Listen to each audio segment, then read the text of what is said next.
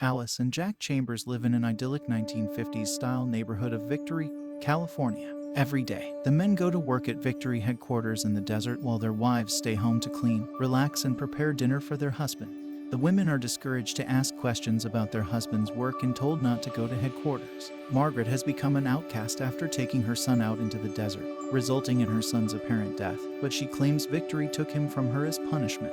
Alice is at a party hosted by Frank, Victory's enigmatic founder and leader. Alice sees Margaret's husband try to give her medicine. She notices Frank spying on her and Jack via a camera. Alice sees a biplane crash in the desert while riding the trolley across town. She rushes to help and stumbles into headquarters, a small building covered in mirror-like windows. After touching one, she experiences a surreal hallucinations before waking up back home later that night. In the following days, she experiences more strange events. She receives a phone call from Margaret, who claims to have seen the same thing Alice did. Alice goes to see Margaret, who slit her throat and falls from the roof of her house. Alice is dragged away by men in jumpsuits before she can reach Margaret's body. Jack dismisses Alice's claims. This story is further corroborated by the town physician Dr. Collins is trying to give Alice prescription drugs. Alice becomes increasingly paranoid and confused. Bunny is trying to explain everything to her, but Bunny reacts bitterly, accusing Alice of being selfish. Sometime later, Alice and Jack invite the rest of the neighborhood to dinner, with Frank and Shelley as special guests. Frank speaks privately with Alice in the kitchen, insinuating that she's right in her suspicions. She tried to expose him over dinner. Frank gaslights her, making her look delusional to other guests. Alice begs Jack to take them both away from Victory. Jack first agrees, but when Alice gets in the car, he lets her be taken away by Frank's men.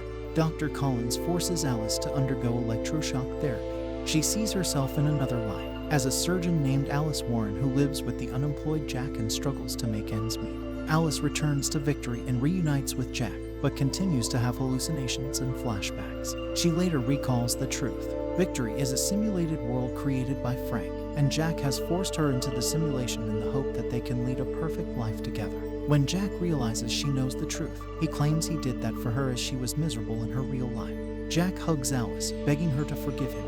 Frank is alerted to Jack's death and sent his men to capture Alice. Bunny finds Alice and explains that she has always known Victory was a simulation, but she chose to stay so she can be with her children, who died in reality. She told Alice to go to headquarters, which is an exit portal from the simulation. The other wives begin to realize the truth as their husbands start to panic.